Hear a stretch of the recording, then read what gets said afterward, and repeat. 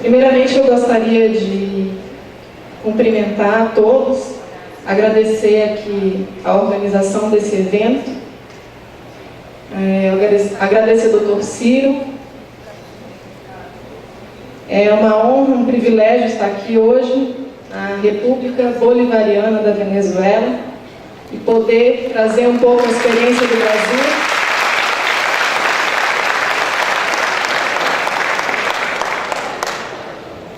Poder compartilhar a experiência do Brasil com o tema de assistência jurídica ao preso. Este congresso se trata de boas práticas, acesso à justiça. Então, eu venho aqui hoje trazer a experiência do Brasil nesse aspecto. Gostaria também de cumprimentar os integrantes dessa mesa, doutor Luizinho, doutora Ingrid Molina, doutor Gustavo Coleman, doutora Viviana. Gostaria também de cumprimentar todos os defensores aqui presentes, da Argentina, do Chile, do Brasil, da Venezuela, todos os funcionários aqui presentes, todos os presentes, autoridades civis e militares. Pois bem, assistência jurídica ao preso, ao preso. Não hablo espanhol. A dignidade da pessoa humana, ela, mais que um princípio, ela está elevada na Constituição da República Federativa do Brasil à condição de fundamento da República. A nossa Carta Magna, nossa Constituição Federal Brasileira, enumera ainda os direitos e garantias fundamentais, individuais e coletivos. Dentre eles, o direito à liberdade, direito indisponível e inviolável. Devido processo legal, ampla defesa, a Constituição brasileira prevê expressamente que a prisão só pode acontecer em flagrante de delito, mediante ordem judicial, à exceção daqueles crimes tipicamente, propriamente militares e transgressões militares disciplinares. Importante ressaltar também que a nossa Constituição traz proibição expressa à tortura, penas cruéis, banimento, trabalhos forçados, caráter perpétuo e morte, salvo quando em guerra declarada. Essa introdução também é importante destacar que o Brasil é signatário de muitos diversos tratados e convenções internacionais sobre direitos humanos. E é aqui que vai entrar o papel da Defensoria Pública. A Defensoria Pública, segundo a Constituição brasileira, é instituição permanente, essencial à função jurisdicional do Estado, incumbindo-lhe, como expressão e instrumento do regime democrático, fundamentalmente, a orientação jurídica, a promoção dos direitos humanos, a defesa em todos os graus, judicial e extrajudicial, dos direitos individuais e coletivos, de forma integral e gratuita. A Defensoria Pública, portanto, constitui verdadeiro instrumento de cidadania, em suas mais variadas vertentes. Eu venho aqui hoje trazer a experiência do Brasil, porque atuo nessa área penal, execução penal, inclusive penal militar, relatando aqui para vocês, para os textos, a experiência da assistência desde o momento da prisão até o final do cumprimento da pena do preso. A legislação penal brasileira, o Código de Processo Penal brasileiro, determina que toda prisão em flagrante deve ser comunicada à Defensoria Pública no prazo de 24 horas. Assim,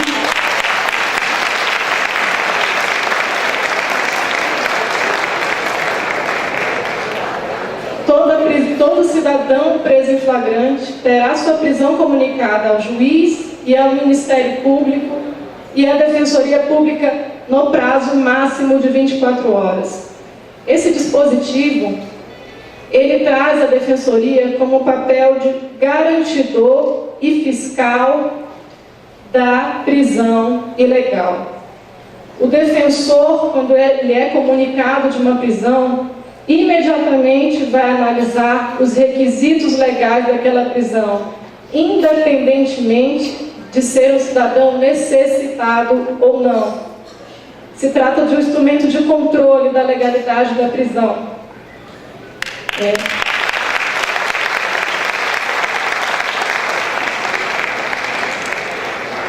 Uma vez feita essa primeira análise de que a prisão não é ilegal, não é abusiva, ocorreu em flagrante de um delito, a Defensoria primeiramente mantém contato com a família daquele preso e imediatamente tenta trazer elementos para que possa pedir a liberdade daquele preso, porque a Constituição Federal também assim garante que todo delito em que se admite liberdade provisória não tem porquê o cidadão ser mantido preso, porque ele tem a favor dele a chamada presunção de inocência.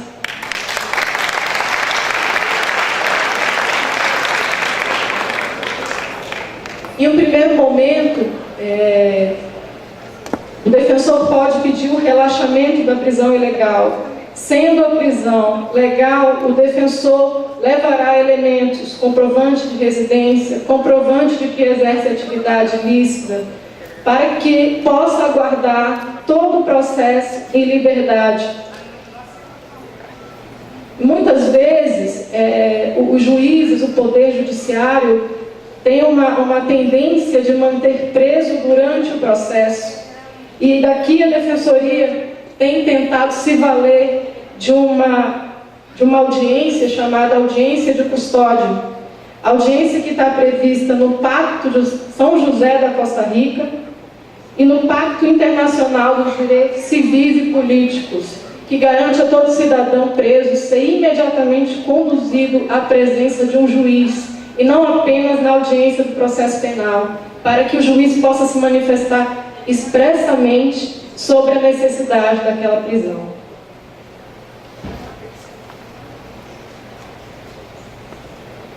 Nesse primeiro momento, estamos falando de uma prisão provisória. Ainda não existe uma condenação em processo penal.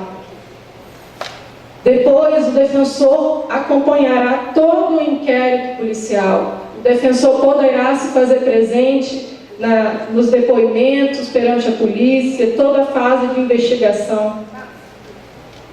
E também durante o processo, quando ele passa a condição de réu e vai à presença de um juiz responder sobre os fatos.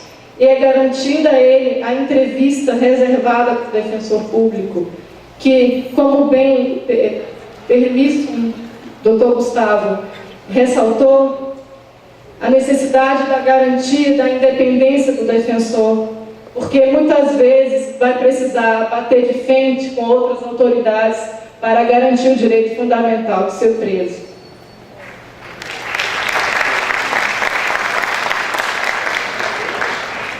Uma vez o defensor presente em todo o curso do processo, exercendo um papel de protagonista, poderá produzir provas, requerer produção de provas, fazer perguntas, solicitar perícias, exercendo o máximo o direito do devido processo legal e da ampla defesa. Encerrada essa fase de processo penal, de apuração de responsabilidade, uma vez sendo o cidadão condenado com uma sentença criminal, ele é preso, levado a uma prisão, o papel da Defensoria continua, prossegue, para fiscalizar o cumprimento, porque mesmo aquele que comete um delito tem direito a uma pena justa, tem direito a uma defesa. E eu venho trazer aqui hoje, especificamente, vários instrumentos e meios de atuação da Defensoria na execução penal. A Defensoria, ela atua não somente como fiscal do tempo em que o cidadão vai ficar preso. Não é somente o tempo, são as condições que devem ser humanas, devem ter garantidas condições mínimas de higiene, saúde, garantir direito à educação do preso, ao trabalho, ao contato com a família. O contato com a família é fundamental para que aquele preso possa ser reeducado e voltar ao convívio social.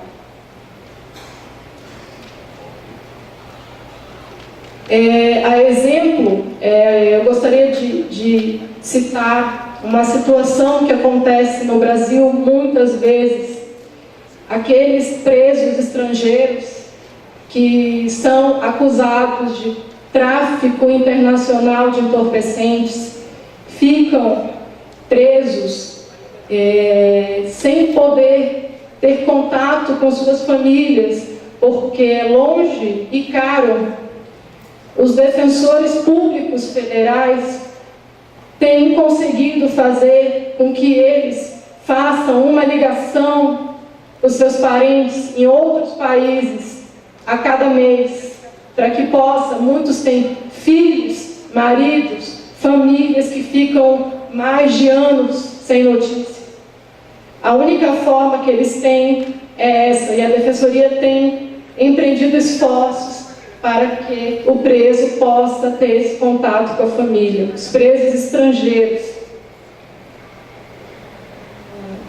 Além desse contato com a família, é importante ressaltar também que a Defensoria Pública está em vias de construção de um projeto que garantirá aqueles presos estrangeiros, sem contato com a família, que eles possam falar por Skype, por qualquer outro meio de internet com seus familiares.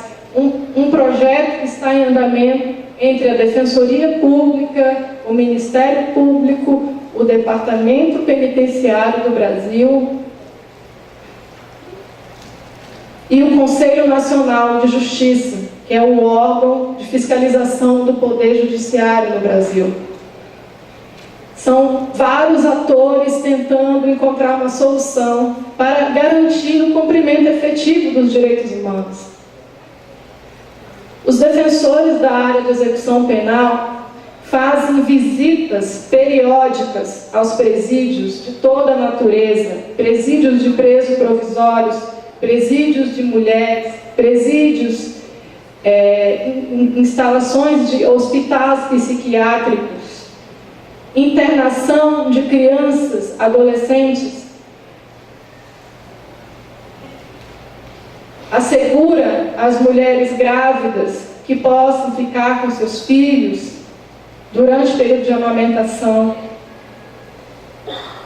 Também toma medidas junto às autoridades para que os doentes possam ter acesso a tratamento médico, ter acesso a medicamento.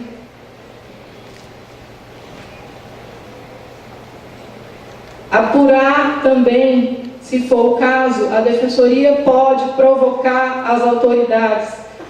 No Brasil, nós temos uma lei específica, que é chamada Lei de Execução Penal, que prevê todos os direitos, todos os deveres do cidadão preso. E dentre eles está assistência, saúde, higiene, assistência psicológica, assistência religiosa, assistência jurídica permanente. E estão ali os defensores para garantir que eles tenham essas condições. Também, durante a prisão, durante a segregação, o preso muitas vezes se sujeita a processos disciplinares internos, em que, novamente, o defensor vai prestar assistência àquele preso. Não se trata do processo penal, se trata de um mau comportamento, uma atitude que implica, muitas vezes, em penalidades administrativas dentro das prisões. E os defensores também atuam fazendo as defesas desses presos. A Defensoria Pública da União, dos defensores federais, tem diversos grupos de trabalho e comissões para aprimorar o atendimento, a assistência jurídica aos presos. Esse trabalho vem sendo feito, sobretudo, com o objetivo de que esses presos sejam recuperados. O preso, a sanção penal tem o objetivo, claro, de dar uma resposta ao crime, mas também não pode ter um objetivo unicamente de punir. O objetivo também é de prevenir e reeducar, para que o preso possa ser recuperado, retornar ao convívio social e ao seio de sua família com dignidade.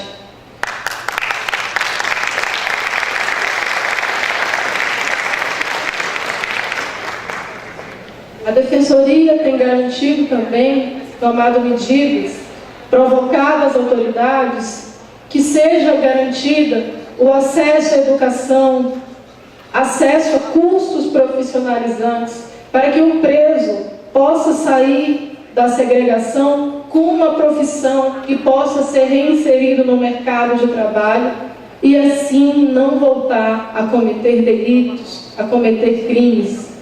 Investir nesse ponto significa deixar de investir, de ser necessário tanto investimento em segurança pública, porque se estará prevenindo novos delitos.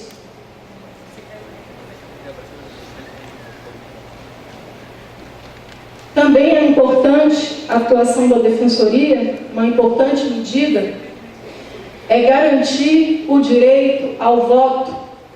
Os presos brasileiros que têm capacidade eleitoral, todos eles têm o direito ao voto garantido.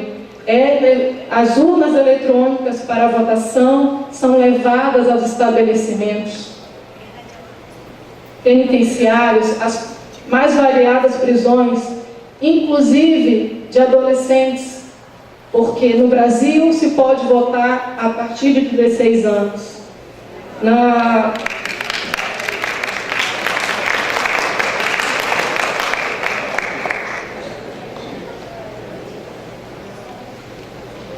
Tentamos também uniformizar o procedimento de fiscalização das prisões de toda a natureza, tentando levar uma equipe, tentando levar um grupo de pelo menos 3 defensores, um deles especialista em direitos humanos e 2 da área de execução penal.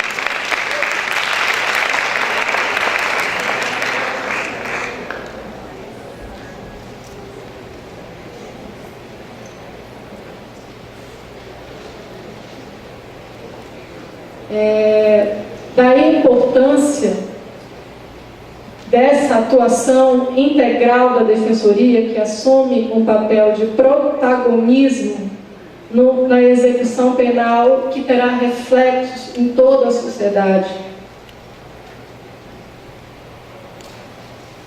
A Defensoria também tem assento num órgão chamado Conselho Penitenciário, que é composto por cidadãos, composto por um juiz, um membro do Ministério Público, mas a sua maioria são cidadãos civis que compõem esse conselho, que tem a função de conceder benefícios aos presos, liberdade condicional, entre outros. A Defensoria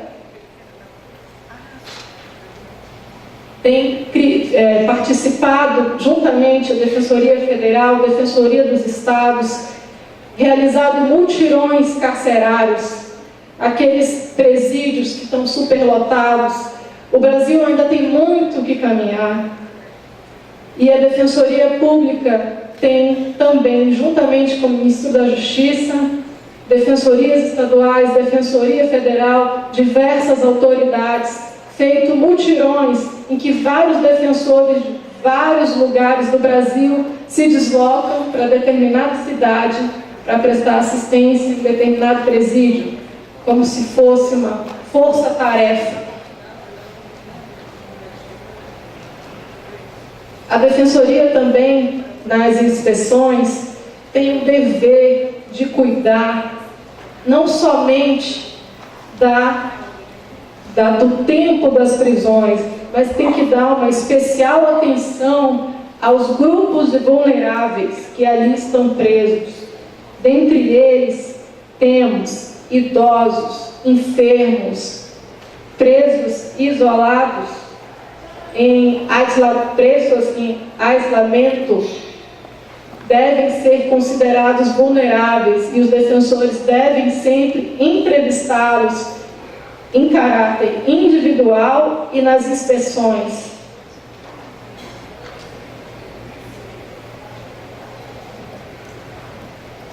Eu trouxe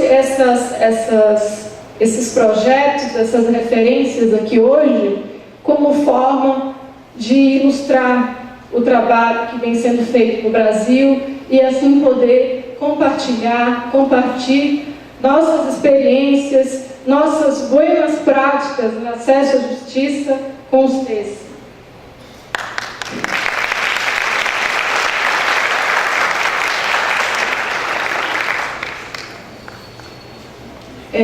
Eu vou encerrar agora minha fala e vou citar um jurista que me custa muito na área de execução penal, chamado César Beccaria, autor dos Delitos e das Penas. É preferível prevenir os delitos do que precisar puni-los. E todo legislador sábio deve, antes de mais nada, procurar impedir o mal em vez de repará-lo. Pois uma boa legislação não é mais do que a arte de propiciar aos homens a maior soma de bem-estar possível e livrá-los de todos os pesares que eles possam causar, conforme o cálculo dos bens e dos males da existência. Muitas graças.